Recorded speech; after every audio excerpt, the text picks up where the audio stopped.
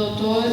Hélio Ribeiro Loureiro, do Rio de Janeiro, presidente da Casa de Batuíra, Grupo de Apoio do Menor, São Gonçalo, Rio de Janeiro, membro do Conselho Espírita do Estado do Rio de Janeiro, vice-presidente de Assuntos Doutrinários da Associação Jurídica Espírita do Brasil, pai de Lara e Guilherme. Conosco nesta noite o Dr. Hélio.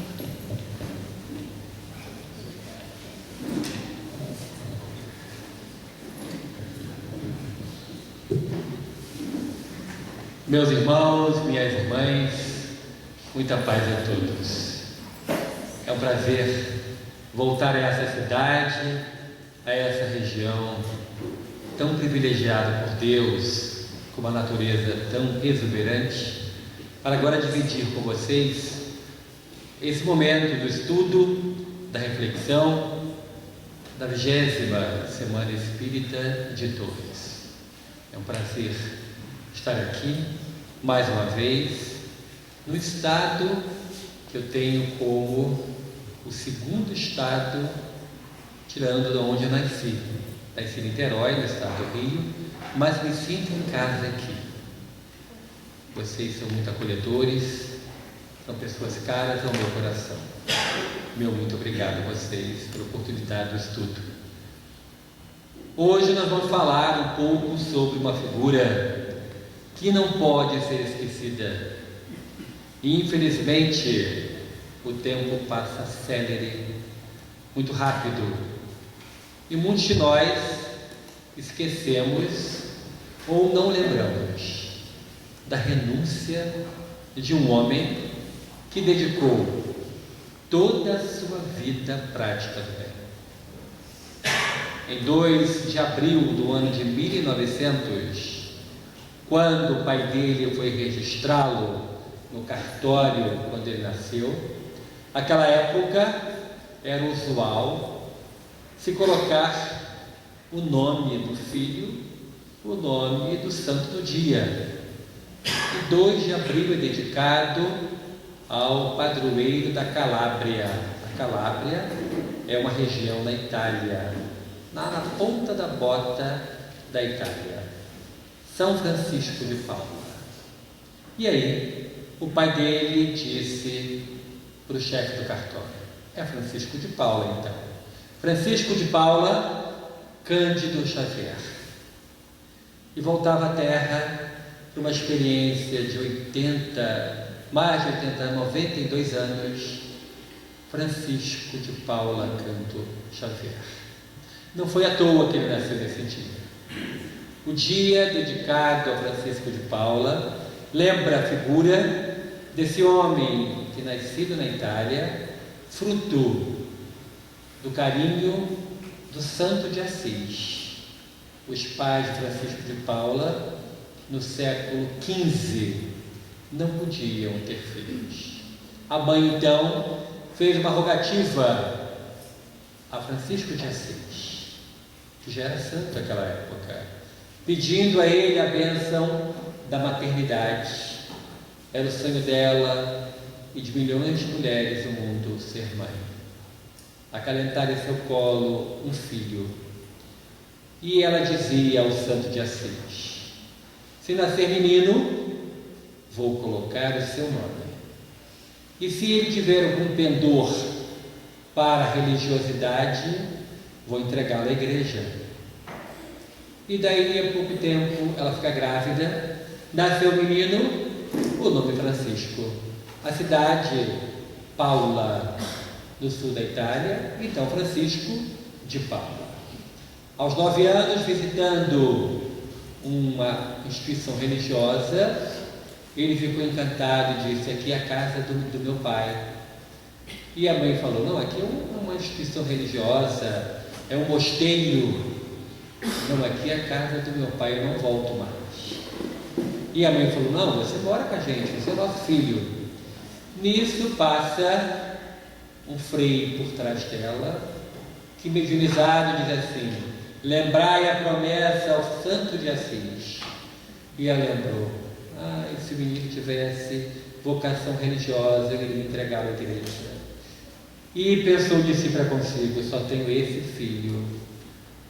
Mas eu prometi ao santo que eu iria entregá-lo à igreja. Ele só tinha 9 aninhos, não podia ser admitido. A admissão era aos 14 anos. Mas foi admitido em meio expediente. Estudava pela manhã e ia para lá à tarde. Ia para ver se até os 14 anos perseverava a vocação para a vida no monastério.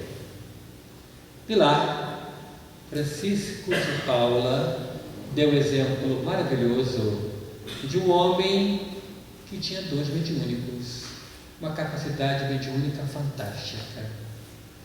Um dia ele estava orando na capela e o frei superior passou e disse assim: você não está de plantão hoje na cozinha? Sim. O almoço está pronto? E ele disse: sim. Mas ele não tinha colocado a panela no fogo. Estava tudo na panela, mas fora do fogo. E quando o frei foi na cozinha, tirou a tampa, estava tudo cozido. A mediunidade e efeitos físicos de Francisco de Paula. Depois ele percebeu que não era bem aquilo que ele queria, a venda das indulgências, vender, lotear o céu, a venda do perdão.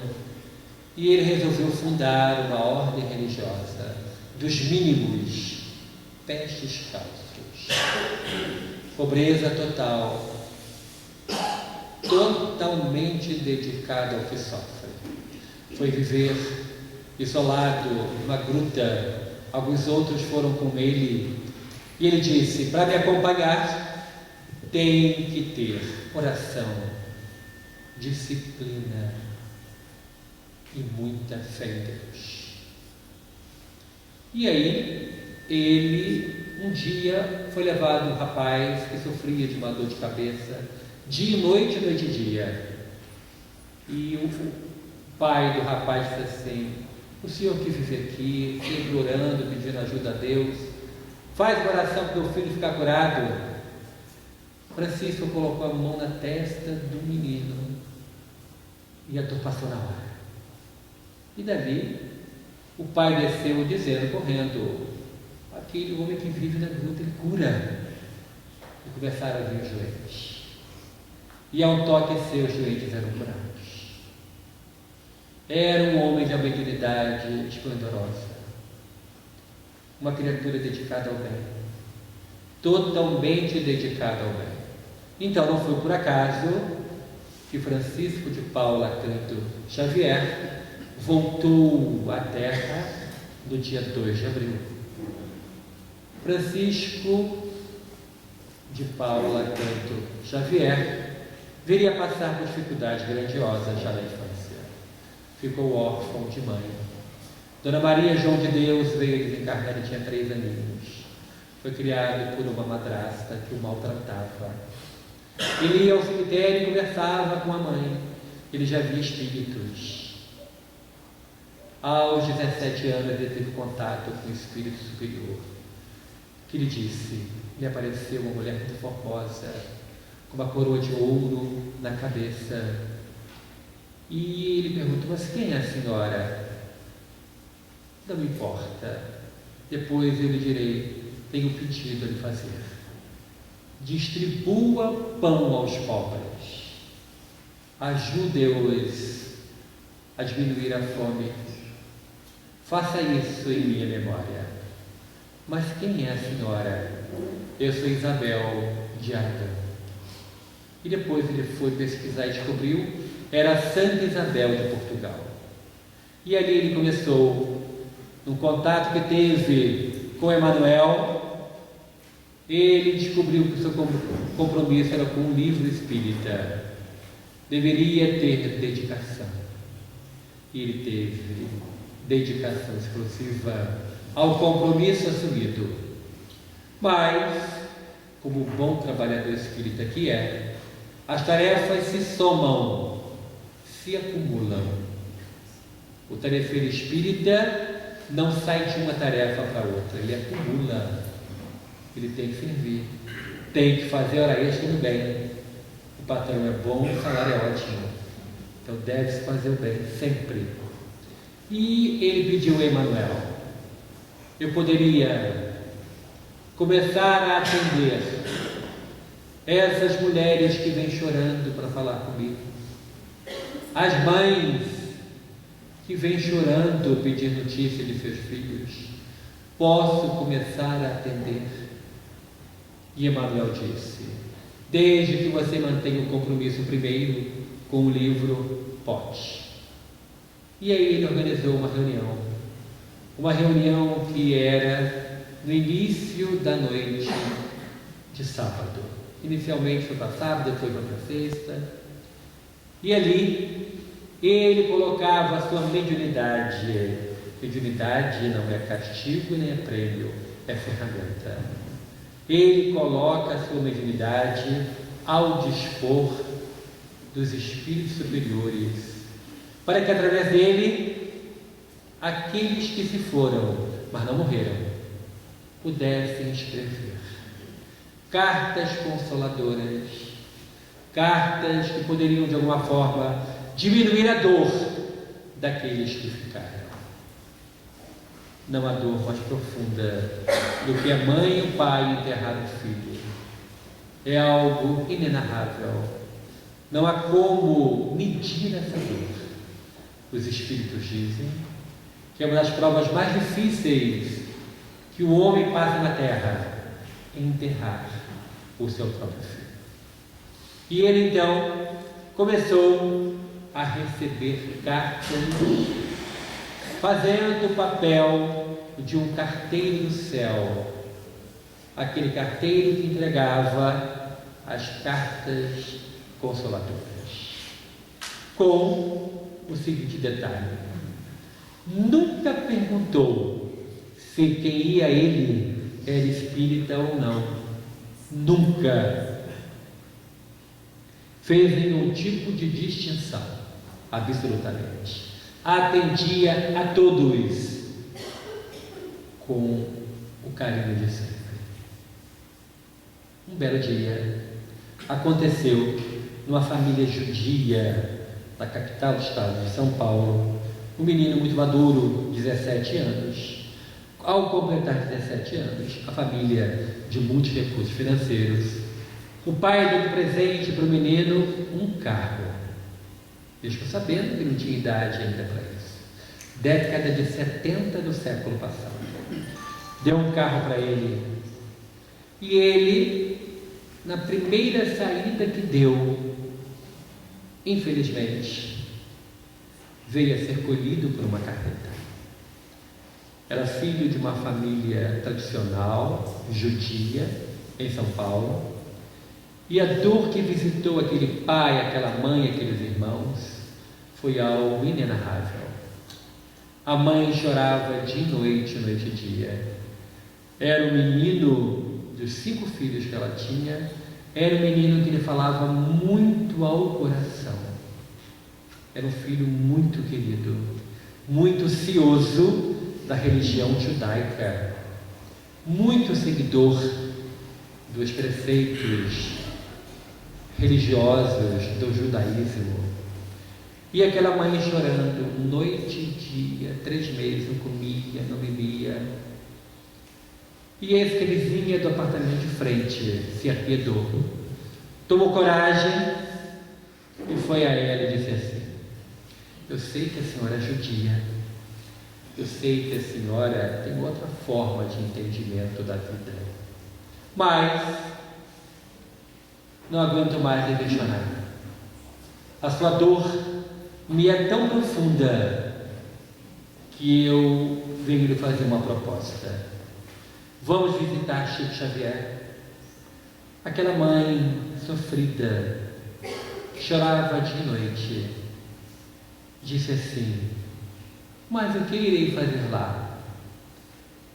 E a vizinha disse: rogar a Deus, o nosso Deus é um só, para que o seu filho mande uma carta.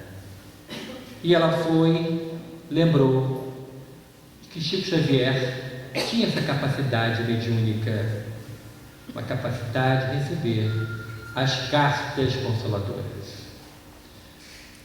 se animou, falou com o marido, foi com o marido, mais essa vizinha, foram ver Chico Xavier lá em Uberaba. Chegaram, o salão cheio, muita gente, ficaram na última fileira, ao lado dela, uma outra mãe igual a ela, e ela percebeu que dor de mãe é igual. Não era judia como ela, mas era mãe. Uma outra mãe chorava também, silenciosamente. E eis que 2 da manhã, Chico começa a ler as 8 cartas que havia recebido. A 7ª carta era endereçada àquela mãe ao lado dela. E a mãe começou a dar pulos como se fosse uma criança. Era a filha dela que mandava notícias do outro lado da vida. E ela ficou tão emocionada com a alegria daquela mãe, que naquela noite ela parou de chorar. 2 meses depois, ela voltou a Chico Xavier com aquela vizinha. E durante o decorrer das mensagens que iam chegando, sempre alguém lendo e comentando o Evangelho, ela sentiu o seu peito apertar, como se estivesse na presença de uma pessoa muito querida. Nem lembrou do filho, sentiu, não sabia nada daquilo, só sabia que ali também era uma casa de Deus. Aprendeu a reconhecer os espíritas filhos de Deus. E naquele momento, bem tarde da noite, Chico começa a ler. E Chico começa a carta assim, a ler assim: Shalom, que é paz, no idioma hebraico. Ela dá um grito e diz: é ele! E o pai puxa ela e diz: calma, vamos aguardar. E o menino de 17 anos começa a dizer do porquê que ele tinha que partir aos 17 anos, da lei de causa e efeito que veio a ser cumprida ali, daquele momento onde ele se encontrou com a história dele e quitou uma grande fatura espiritual, partindo da caridade. Era necessário, mas não era justo que o pai e a mãe sofressem tanto. Então ele havia pedido a Deus, ao Pai querido, para que se fosse possível, ele voltasse para consolar. Roberto era o nome dele. Ele escreveu 17 cartas para aquele pai e para aquela mãe, com detalhes, inclusive, do culto que a família fazia no lar. Fez desenhos da colônia para jovens judeus. Ele estava morando no mundo espiritual. Escreve detalhes da família, cita nomes que em nenhum momento a família havia dito a Chico. Autenticidade comprovada. Algo impressionante. E ela, feliz, reviveu ao cabo da última carta, quando ele se despede e diz: mamãe e papai, eles agora estão certos de que eu estou vivo, mas não preciso mais escrever. Continuem divulgando a boa nova de que a vida nunca termina, de que a morte não existe. Pegaram essas 17 cartas, foram conversar com o rabino-chefe da sinagoga central da cidade de São Paulo. O rabino olhou e disse que na Cabala, que é um livro para iniciação dos judeus, ali fala que a comunicabilidade é um fato, que os espíritos não morrem e que era possível que aquilo fosse verdade. E fez a proposta: por que você não consola as mães judias? Faz um livro e vem lançar um livro aqui. Que tal convidar Chico Xavier para vir aqui na sinagoga, lançar o livro, falar do livro? E ela ficou pensativa e disse: mas ele é tão simples, tão humilde, será que ele viria aqui na sinagoga? Ela foi, falou da ideia de lançar um livro com o intuito de consolar mães judias, mães e pais, e falou do convite do rabino-chefe. Imediatamente Chico aceitou e disse: quem tem preconceito religioso são os outros. Os espíritas são tolerantes, irmãos de todos, respeitam a religião de todos. Diga ao rabino que vou. E no dia do lançamento, a sinagoga repleta, muita gente. Chico começa a falar de Abraão, começa a falar do pai Abraão, o grande patriarca dos judeus e dos cristãos. Fala da história de luta dos judeus, fala um pouco de cada profeta, fala do Messias que todos os profetas anunciaram, fala inclusive da passagem do profeta Ezequiel, que diz da entrada triunfal em Jerusalém. E o Messias virá montado em um burrico para dar provas da sua humildade. E naquela noite, naquele dia, conhecido pela Igreja de Roma como Domingo de Ramos, Jesus para na entrada de Jerusalém e pede para que os seus discípulos vão buscar emprestado um burrico, porque ele tinha que cumprir com a profecia que dizia que o Messias entraria na cidade sagrada montado em um burrico, e o povo colocando ramos de palmeira no chão para que ele passasse. E gritava: bendito quem vem em nome do Senhor, hosana nas alturas. Foi a entrada triunfal de Jesus em Jerusalém. Fala disso tudo, faz dedicatória dos livros, autografa os livros e diz da continuidade da vida. Foi um momento lindíssimo no meio da comunidade judaica. Chico Xavier, representando a comunidade espírita, faz um momento de amor, de gesto de carinho, provando que o consolo existe, que a mediunidade consoladora do qual ele era portador era para todos e não só para os espíritas.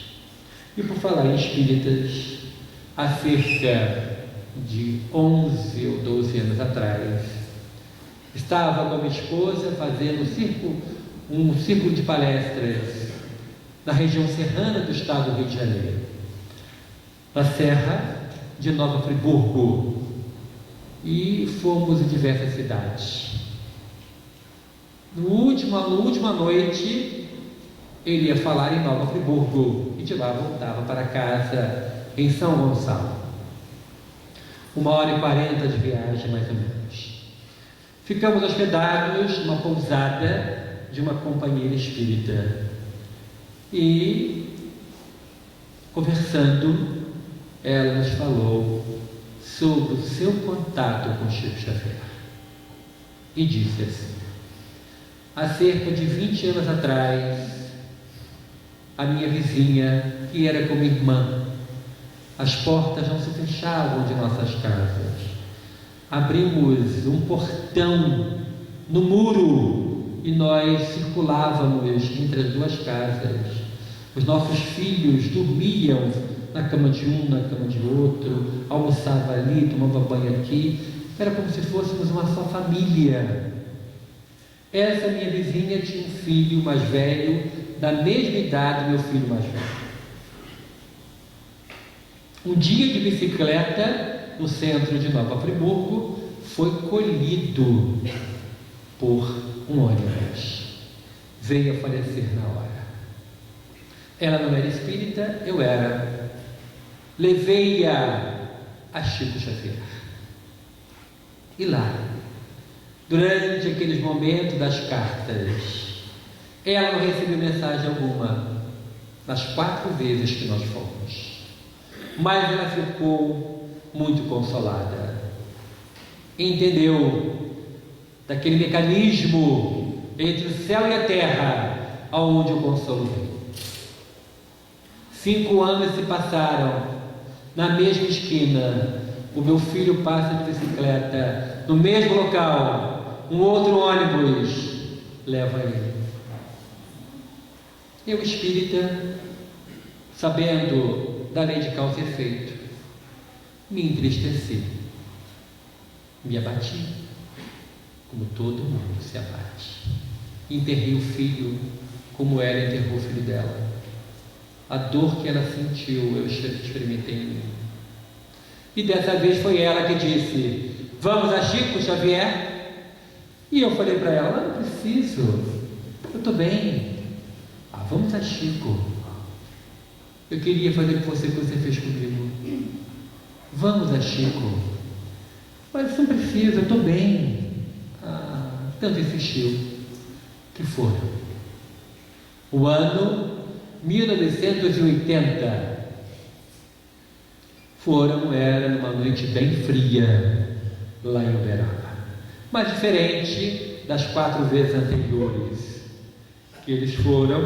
Ela disse assim: eu queria tornar a minha ida a Uberaba útil, então se o trabalho é sábado, eu queria ir na quinta, e na quinta-feira eu queria prestar um bom serviço, ser útil. E aí descobriram de um asilo espírita e foram na quinta-feira, saíram muito cedo, chegaram logo após o almoço, foram para um asilo espírita e ajudaram a dar banho nos idosos acamados, ajudaram a fazer a higiene de alguns, a dar janta na boca, a contar historinhas. Às 6 da tarde, todo mundo para. É feito um momento de prece com todos os internos. E ela parou, fez o momento de prece, mas em nenhum momento ela pensou no filho. Não era médium, capacidade mediúnica alguma, sem nenhuma capacidade para servir de instrumento entre os encarnados e os desencarnados. Ela ficou naquele momento, ajudou, foram para o hotel, dormiram. No dia seguinte, para o asilo de novo. Trabalharam muito, ajudando. E ela disse: se é para mim, de alguma forma, sair de minha atividade, eu tenho que ser útil aqui.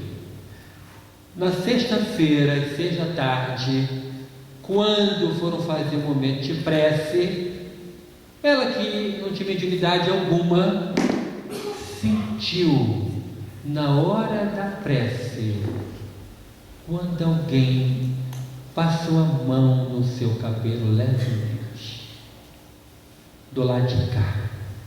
Acabada a prece, ele olhou, não tinha ninguém, o marido estava aqui. Quando ela sentiu aquilo, aquele jeitinho de passar a mão, ela parece que ouviu. Disse ela para mim: parece que eu ouvi alguém dizendo assim: que bom que você veio, mamãe. Mas eu balancei a cabeça e pensei assim: eu não sou médium, não escuto nada, não vejo nada, sou igual uma porta, não sinto nada. Então, isso não é comigo. Foram para a tarefa das cartas consoladoras. 3 da manhã e nada. Chico estava ainda recebendo cartas. E ela falou assim para o marido: estou muito cansada, vamos para o hotel. Se chegar alguma carta, eles vão dizer. A vizinha falou assim: ficamos aqui até agora, a gente fica até o final. E aí, cansados, foram para o lado de fora. Estava muito lotado aquilo, para um pátio pequenino. Sentaram e Chico começou a ler. 4 da manhã começou a ler as 12 cartas que recebeu. A 10ª carta, ele começa dizendo assim: gostei de ver, mamãe, o trabalho com o vovozinho e a vovozinha. O pai diz assim: ué, é por você. Aí ela diz: comigo? Nós não estamos lá no asilo, trabalhamos com vovós e com os vovôs? É por você. E Chico continua: mamãe, o seu cabelo continua sedoso demais. Lembra quando eu afagava e dizia assim: mãe perfumada, hein? Era ela. Ela levantou, as pernas tremeram, a vizinha segurou. Eu que tenho que segurar você? A espírita é você. E ela: meu Deus, é o meu menino. E ele fala assim: sabe quem está comigo? Fulano de tal, o filho da vizinha. Eu trouxe para ele beijar a mãe dele. E ele beijou, abraçou e beijou a mãe. Que coisa magnífica. E continua lendo, continua, e ela vai se enchendo de alegria, e caminha até onde está ele. Chico lê, com muita pausa, muita emoção, com carinho. Ao final entrega a ela: mamãe, é para a senhora. Era a carta que veio do mundo espiritual, consolando aquela mãe espírita, que tinha certeza que o filho não tinha morrido, mas um bilhete do céu é algo tão importante, tão lindo, um momento tão especial na vida dela. E ela ficou consolada. E eu falei assim para ela: posso contar a sua história? Aí ela: pode e deve, conta onde o senhor for. E eu estou aqui falando da alegria de uma mãe quando recebe um momento como esse. Mas Chico Xavier também passou por apertos. Ia lá pessoas que acreditavam e pessoas que não acreditavam, pessoas que iam para testá-lo. E para não deixar esquecer a figura desse homem, o Instituto Espírita Bezerra de Menezes, do qual eu fui presidente, depois diretor, hoje eu estou na função de coordenador das caravanas, junto com a nossa irmã Romélia. A caravana é o momento em que nós enchemos um ônibus de espíritas e vamos a uma comunidade do interior do estado, visitar casas pequeninas, para levar oradores, palestrantes, para estudarmos juntos, para confraternizarmos. E são 8 no ano. A última do ano é dedicada ao homem-amor Francisco Cândido Xavier. Há 3 anos passados, convidamos Eurípides dos Reis, filho de Chico Xavier. Alguns dizem filho adotado. Filho é filho, não importa se é adotado ou natural, é filho. E o filho de Chico aceitou e foi fazer a caravana. Eu pedi para ele fazer 3 palestras, que eram 3 comunidades a serem visitadas: Barra Mansa, Resende e Itatiaia. Itatiaia é a última cidade do estado do Rio, fronteira com São Paulo. Em uma ele ia falar sobre Chico Xavier, o médium. Na outra ele ia falar sobre Chico Xavier, o homem. E na última, Chico Xavier, meu pai. Por 2 dias, sábado e domingo, sentei ao lado dele no ônibus, fomos conversando muito, e ele me falou muito sobre o pai dele. E eu perguntei assim: existiu algum momento durante a trajetória de Chico em que ele passou por algum aperto de alguém que não acreditou na carta consoladora? Ele disse assim: sim. Lembra de algum? Pode me falar? E ele me contou a seguinte história. Início da década de 70, um casal se desquitou. Naquela época a palavra era desquite. Depois separação e agora divórcio. Se desquitou, mas naquela situação complicadíssima. Inimigos. Tinham uma filha. A menina, à época do desquite ou da separação, tinha 8 aninhos. Como a grande maioria das meninas, muito ligada ao pai. E o pai, em seguida à separação, conseguiu um emprego em outro estado, de tal forma que só podia vir uma vez de 15 em 15 dias para ver a filha.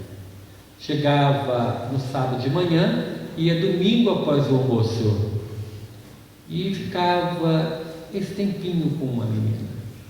A menina foi entrando em depressão, chorava muito na hora do pai ir embora. E aí ele um dia estava sozinho com a menina na hora de ir embora, ela chorando muito, ele disse assim: minha filha, quando você tiver saudade de mim, você fecha os olhos, eleva o pensamento ao céu, pede ajuda ao nosso Pai Celestial, e quando você abrir os olhos, eu vou estar na sua frente. Faz isso, vai te ajudar muito. Eu também farei isso. O tempo passou. 2 anos de separação. A menina tinha 10 anos, atravessando a rua com a mãe, larga a mão da mãe e veio desencarnar de um atropelamento. E o pai ficou desesperado, colocou toda a culpa na mãe, toda a culpa na mãe. Muito triste aquele enterro, algo dolorido. Foi algo desesperador para aquele pai, para aquela mãe. Já existia um ódio entre eles, aumentou ainda muito mais. 1 ano depois, a família dele e a família dela, imbuídos pelos espíritos superiores, está lá no livro dos Espíritos, a questão 459, os espíritos interferem em nossa vida, muito mais do que você possa imaginar. De ordinário, são eles que vos dirigem. E, imbuído pelos espíritos superiores, sem se comunicarem, as famílias combinaram de um fim de semana irem a Chico Xavier. Quando ele chega lá, encontra com ela. Uma hora ele fala assim: eu vou embora. Ela está aí. Vocês avisaram que eu viria? Não. Ela, quando vê, fala assim: eu vou embora. Ele está aí. E as famílias começam a colocar panos quentes. Não, ninguém vai embora, fica aí. Ele ficou no extremo, do lado extremo esquerdo, e ela no extremo direita, no cantinho do salão, primeira fileira. Chico recebeu 10 cartas. Já era muito tarde da noite, quando Chico começa a ler a última carta. E ele lê assim: mãezinha querida, não chore mais. Eu não morri. Você não tem culpa nenhuma. Eu precisava daquele momento. Foi um resgate. E ela gritou: é minha filha. Ele, quando viu ela gritando, do outro lado gritou: não é não.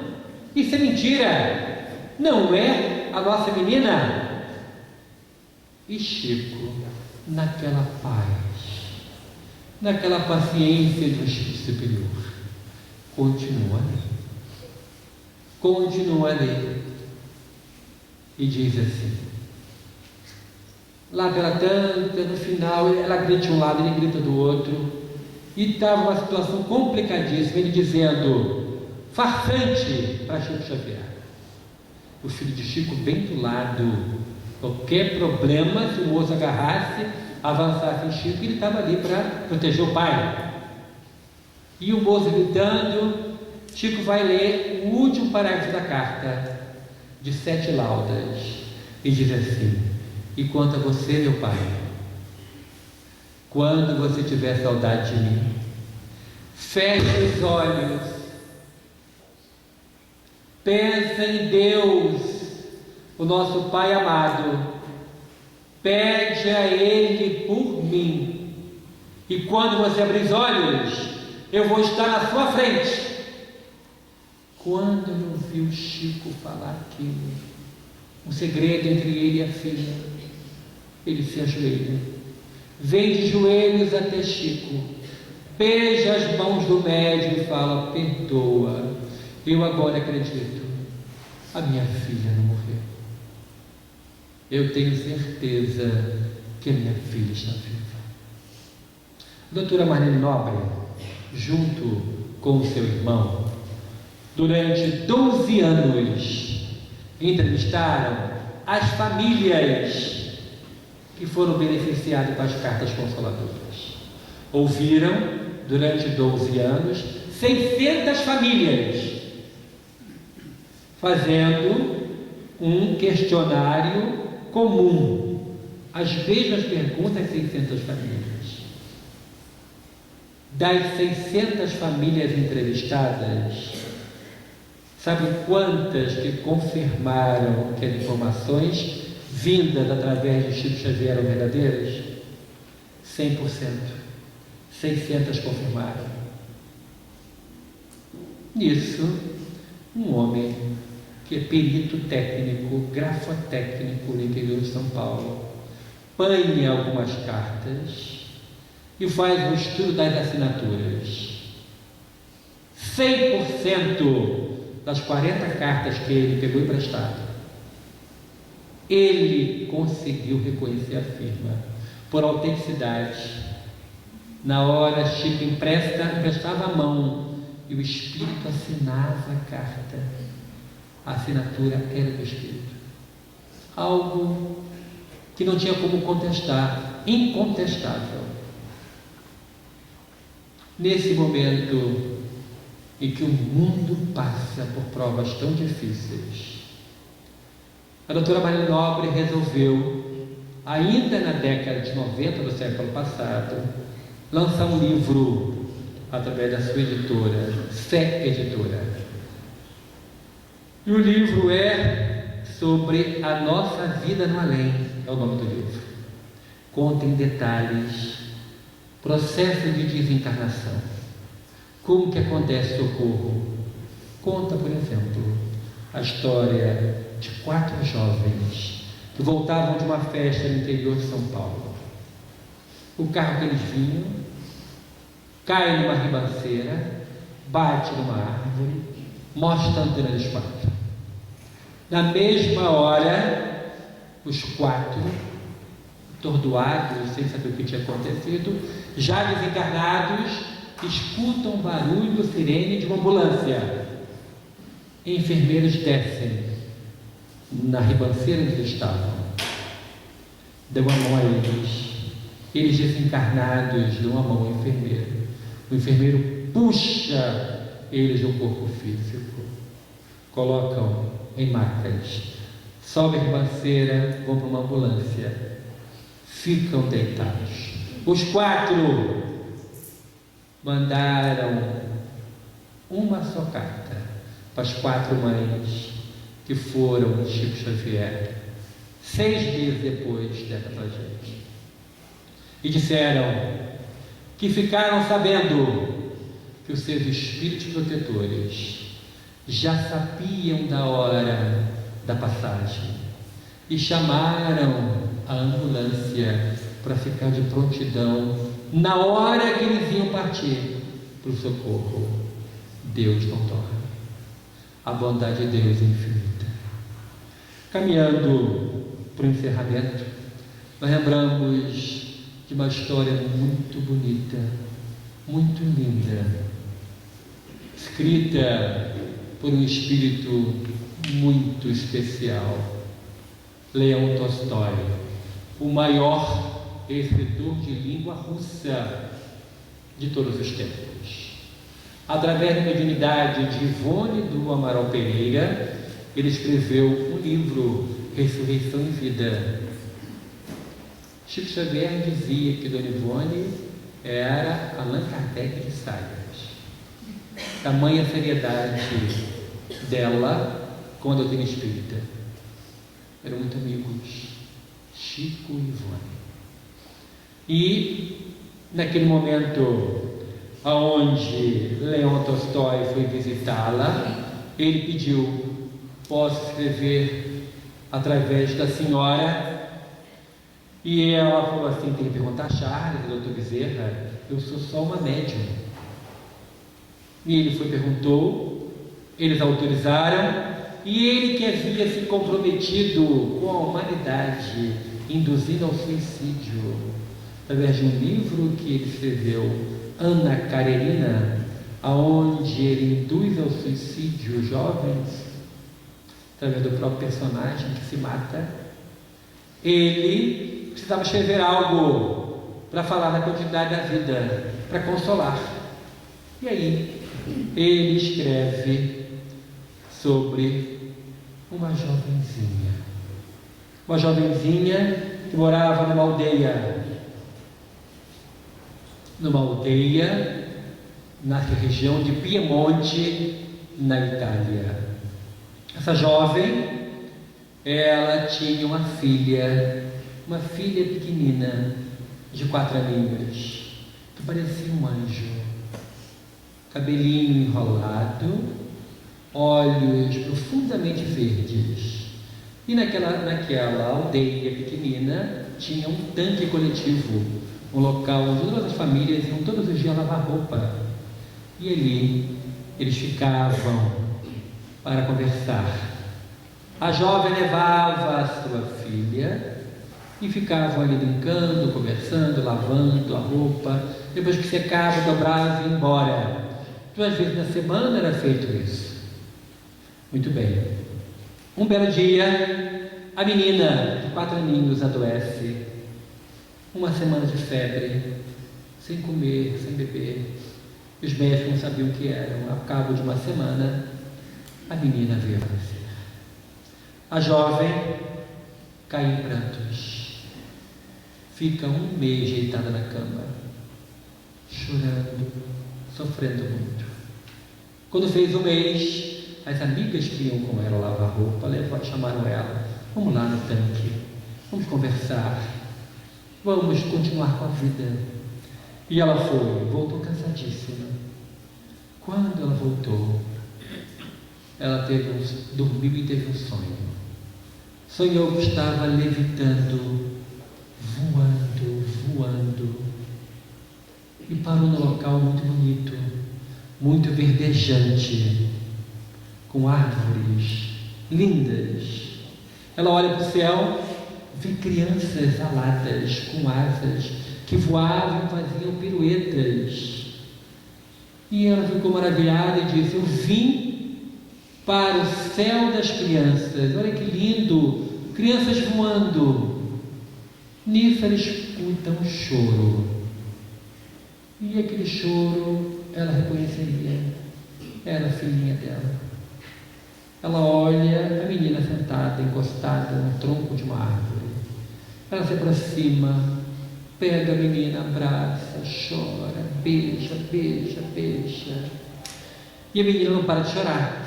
E ela fala assim: minha filha, o que te aconteceu que você não para de chorar? E ela diz assim: mamãe, olhe. E a mãe olha as crianças voando. E ela diz: minha filha, para voar tem que ter asa, você tem asa? E a menina mostra: mas não posso, mamãe. Por que você não pode? Porque as minhas asas estão molhadas. Mas quem fez essa covardia com você, minha filha? Quem molhou as suas asas? Mamãe, as suas lágrimas. Eu não posso voar, porque as suas lágrimas diárias molham as minhas asas. Mamãe, eu não morri. Mamãe, eu estou viva. Pare de chorar. Quando fala isso, ela começa a acordar, a voltar, a voltar. Olha para o berço, vazio, mas não estava mais triste. Ela reencontrou a sua filha com a certeza plena de que ninguém morre. Por falar em filha, um pai de 3 meninas teve a sua filha do meio, de 7 aninhos, acometida de uma doença que deixou como sequela a cegueira. Esse pai morava nos arredores de Londres, na Inglaterra, o ano 1801. Nesse ano havia sido aprovado pelo parlamento inglês a Lei dos Pobres, a primeira lei que instituiu a assistência social no mundo. Essa lei dizia que toda pessoa inválida iria receber uma pensão do governo inglês, mas aquela pessoa que recebesse a pensão não podia ser cidadã inglesa, não podia ter identidade, título de eleitor, nada. Ia viver à margem da sociedade, mas ganhando um salário pago pelo governo inglês. A sua filha ficou cega. Não seria uma cidadã inglesa, mas ele era professor. Fez concurso, passou para um dos maiores colégios públicos de Londres, e lá ele apresentou um projeto. Estava sendo recém-criado o método Braille para cegos lerem. E ele apresentou um projeto para alfabetizar crianças cegas. O projeto foi aprovado, ele formou a primeira turma, botou a filha no meio. As crianças foram alfabetizadas. Criança cega que sabia ler, não era mais inválida, podia ser cidadã inglesa. Foi o primeiro professor alfabetizador de crianças cegas na Inglaterra. O nome dele, Carl Smith. No ano de 1987, fundamos uma casa assistencial na cidade de São Gonçalo, no estado do Rio de Janeiro. Hoje, funciona uma creche para 100 crianças que não pagam nada. As famílias são entrevistadas, aquelas que têm renda familiar abaixo de 3/4 de um salário mínimo são admitidas no programa que nós intitulamos Vida Melhor, de inclusão social das famílias. Capacitamos as mães, que a grande maioria não tem pai, para o mercado de trabalho. Elas querem ter uma vida melhor, querem trabalhar e não viver de migalha governamental ou não. E desde o ano 2000 funciona essa creche com 100 crianças, com esse trabalho da assistência social. Esse espírito então ditou 5 histórias que foram enviadas por mim para nossa querida irmã Gladys, aqui do Rio Grande do Sul. E através de sua editora, Olsen, virou essa coleção, Pingos de Luz. E desde então, por onde eu tenho ido, eu tenho pedido autorização dos irmãos para divulgar o trabalho, porque a creche precisa de recursos, as crianças não pagam nada, as famílias não pagam nada, mas tem tudo para ter uma vida melhor. E no recolhimento da doação da Venda do Livro, nós conseguimos de alguma forma ajudar na manutenção da creche. E aquelas crianças que não vieram para viver sem uma oportunidade na vida, têm agora uma chance de uma vida melhor. Uma vida melhor é a proposta que a doutrina espírita traz para nós. Quem conhece Jesus, nova criatura é. Quem conhece Jesus, pela ótica espírita, se tornou liberto, consegue optar pela luz e seguir firme na sua melhora. Que possamos então, meus irmãos e minhas irmãs, no encerramento dessa 20ª Semana Espírita de Todos, lembrar da figura do meigo Rabi. E agora você convida com uma prece. E você vai pensar naquela pessoa doentinha que você conhece, naquela criança que precisa de ajuda, no idoso enfermo, naquele ser querido que precisa de um socorro. E vamos orar. Médico Jesus, benfeitor de todos nós, te pedimos nesse momento em favor dos que sofrem, em favor desses que estão em nossa tela mental, que eles possam receber o teu amparo nessa hora, que os bons espíritos aqui presentes possam ir aonde quer que eles estejam, pelo nosso pensamento, possam abençoá-los, amenizar as dores, diminuir o karma pelo qual estão passando, que eles possam receber o consolo dos céus em forma do alívio do bálsamo que a tua doutrina espírita nos proporciona.